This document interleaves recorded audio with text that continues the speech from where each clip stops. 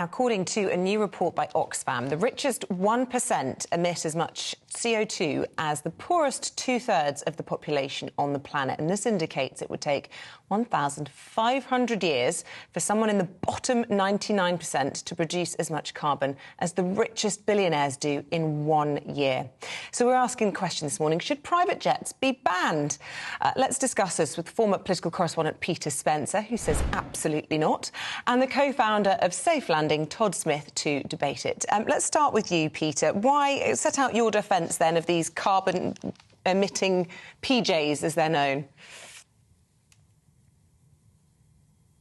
Well, it's rather hard to actually defend them because it is an egregious example of the imbalance here, and I have to say the UK is a particularly bad example.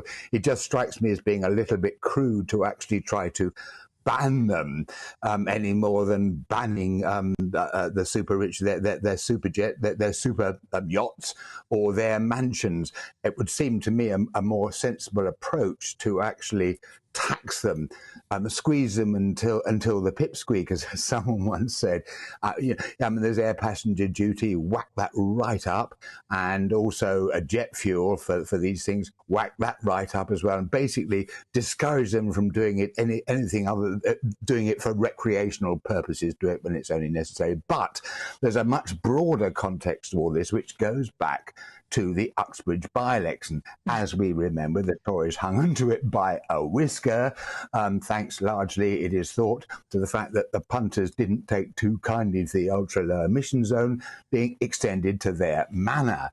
Now, the Tory strategists thought, hey, silly old Sadiq Khan, let's create a wedge issue with the Labour Party, so let's go a bit soft on the green stuff, let's go a bit soft on the targets for emissions. Let's go a bit soft on the motorists. Oh, and by the way, let's have loads more fossil fuel drilling in the North Sea. Now, I can see why they did it, but I have to say that to my mind, that is absolutely crass, grotesque political short-termism, especially when you put it in the context of a summer where we had one extreme weather event after the other, and pretty much all of which were put down to human-induced climate change. Yeah, well, whether we blame it on ULEZ and Sadiq Khan or not, I'm wondering whether Todd agrees with you. Would you be satisfied with more taxing of private jets, or you just want to see them off the runways for good?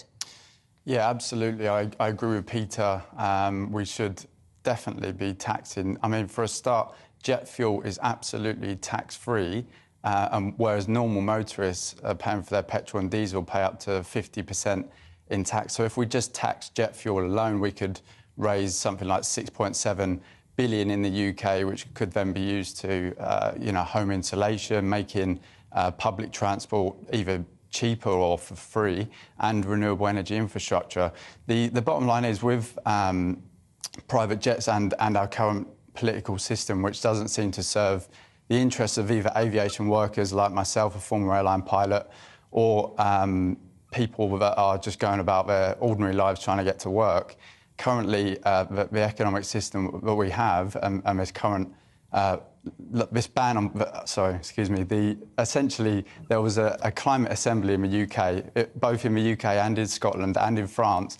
These are democratic processes where ordinary people got together and made common sense decisions beyond the short-term thinking of board members and politicians, and they all agreed that we should ban polluting private jets. There is an option in the future, perhaps, for electric, battery-powered private jets, but that technology is not there yet. And we should have a frequent flyer tax levy. Again, if we had a frequent flyer tax levy, given that the vast majority, 77% of the people in this country wouldn't need to change their flying habits at all, it's just a very small minority, then, if we have this frequent flyer tax levy, we could raise a further 5 billion from that, and once again, that could benefit home insulation and general public transport. We've been talking this morning, Peter, about this food summit, this global summit on world hunger that's being co-hosted by the government and the Bill and Melinda Gates Foundation. Now, Bill Gates is one of those that's been mentioned in this Oxfam report as one of these billionaires responsible for tons and tons of greenhouse gas emissions. I mean, I can understand the argument that Todd's putting for somebody like that, although you can see he's doing good work whilst he's at this summit. But what about for our politicians who have to go and travel around the world? if not to broker international peace, but for deals, for cooperation. You know, we saw the Trump plane and some of that footage there. We know that Rishi Sunak often chooses to fly because he says his agenda is absolutely packed. I mean, isn't there a space somewhere for these private jets, if not for the billionaires? Public servants, It's maybe. an interesting question that I had the privilege when I was with Sky News for travelling on Blair Force One, which was a really cool plane, man. But letting that pass, I mean, look, yeah, sure. Sunak himself they've had the finger pointed at him for using private jets for things. I mean, I'd kind of half justify this because if you've really got an awful lot of stuff to do and you haven't got much time to do it in, then sometimes that's the only way to set about it. So, you know, I mean, I kind of let them off a little bit. The real problem, I think, is these guys who are doing it kind of recreationally. They're just doing it to show off. Well, clamp down, make them really, really pay for it and regret the decision to go for it. Todd, we've been talking a lot this morning about the autumn statement. We're expecting to hear about possible tax cuts and things that are going to alleviate people's living conditions when everything is so expensive at the moment. Do you hope in any way that you might see some imposed taxes on private jets, or perhaps indeed some alleviation of the cost of living as a result of this? Yeah, absolutely. As I say, if we have a frequent flyer tax levy, which wouldn't impact, 70% of the UK population, but 15% of emissions come, 70% of emissions come from 15% of the UK population in aviation, and so essentially, look, 3,300 private flights in 2022 from London to Paris. Why can't these private jet users just get the train like the rest of us? And why is it that the Eurostar is extortionate? If we had this tax on frequent flyers, on jet fuel across the board, because it is ultimately frequent flyers, first-class travellers and private jet users, which are ruining it for everyone else. That includes aviation workers and ordinary people. So if we make them pay, we might actually be able to secure a future for the aviation industry and ensure that we can continue to go on that one hard-earned holiday that we've saved up for and we deserve. And ultimately, I remember going to Barbados. I grew up on a council estate in Essex as a kid. To become a pilot was an absolute dream for me. Obviously, I'd much rather be flying right now, but to have that opportunity to go to Barbados as an 8-year-old was an extreme privilege. And it isn't, I have to make this very clear, it isn't ordinary hard-working people that save up for that one hard-earned holiday that we're targeting here. This would be the ultra-wealthy, high emitters that are causing most damage to our planet.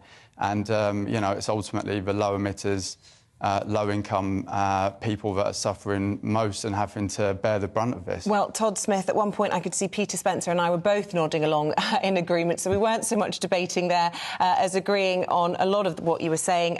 Thanks to both of you for getting involved. I would like to throw the gauntlet out there. Anybody at home who's watching this who wants to put a defence of private jets to us this morning. At the moment, nobody prepared to do that on the panel. But let me know if you do think that they should be kept forevermore. gbviews@gbnews.com.